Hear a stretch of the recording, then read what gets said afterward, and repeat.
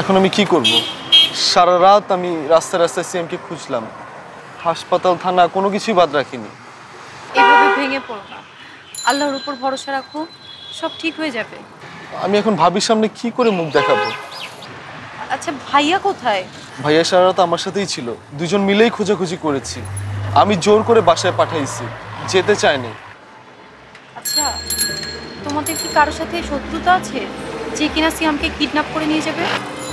আমরা যেমন মানুষ, আমাদের সাথে সাধারণত কারো কথা কাটাকাটিও হয় না, আর আমাদের শত্রু থাকবে সেটা তো কল্পনাও করা যায় না। তাহলে কি তোমার ভাইয়ের সাথে অফিসিয়াল ঝামেলা? না, ভাইয়ের সাথে এই বিষয়ে আমার কথা হয়েছে। তাহলে ও কই যাবে? কে নিয়ে যাবে ওকে? শিশু পাচারকারী কোনো চক্র? আমার মাথায় কোনো কিছুই ধরতেছে না। আসলে কি যে আমি বলবো, যে কোনো মূল্যে হোক সিয়ামকে খুঁজে বের করতেই হবে।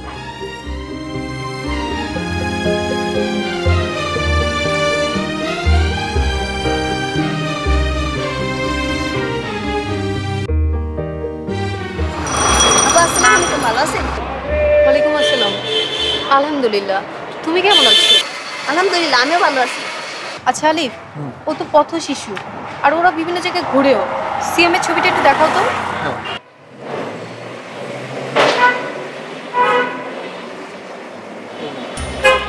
দেখো তো ওকে কাল রাতে কোথাও দেখছো কিনা? বাবা দেখছি।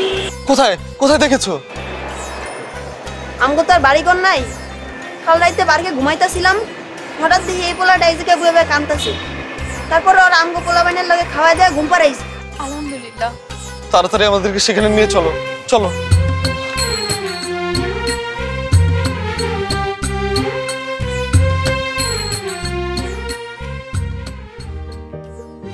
কি গো, তুমি কথা বলছো না কেন? তুমি আমার সিয়ামকে পাওনি?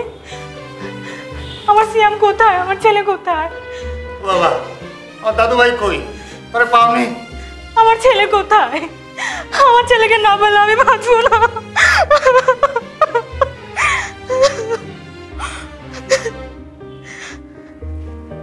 বাবা, আমি সব জায়গায় খুঁজছি বাবা, কোথাও সিঙ্গাপুরের পাশে বাবা।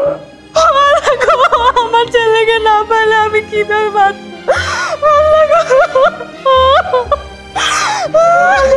ধৈর্য ধরো, ধৈর্য ধরো। আল্লাহ ভরসা, আল্লাহর উপর ভরসা রাখো।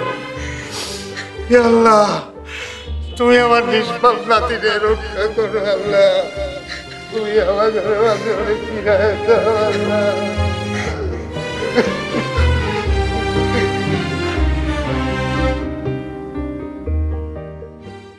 আলিফ আলিফ বা বা তা সা জিম জিম হা খ খ দাল দাল জাল জাল র র জা জা সিন শিন শিন শিন সাদ সাদ দাদ দাদ বাবা।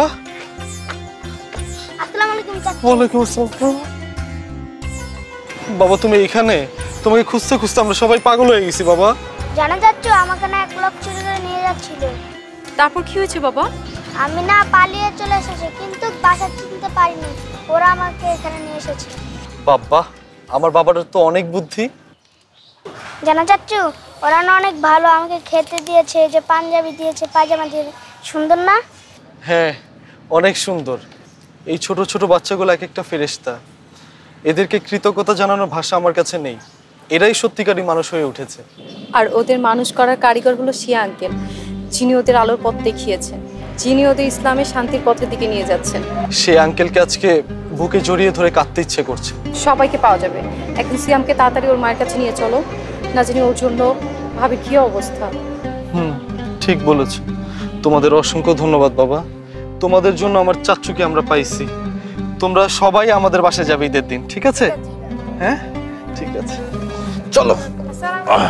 ওয়ালাইকুম আসসালাম।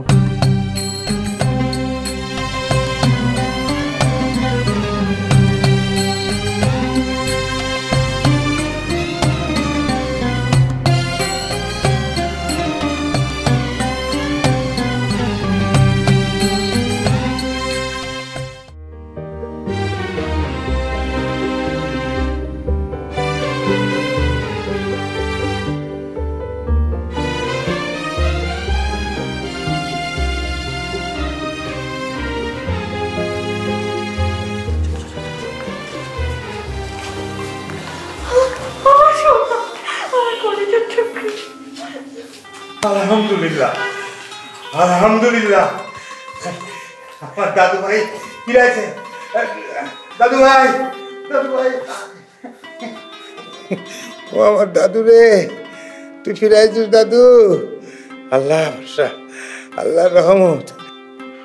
আঙ্কেল আপনি এখানে? উনিই তো আমার বাবা। আলিফ, আমি যে মহান ব্যক্তিটার কথা বলতাম উনি সে আঙ্কেল।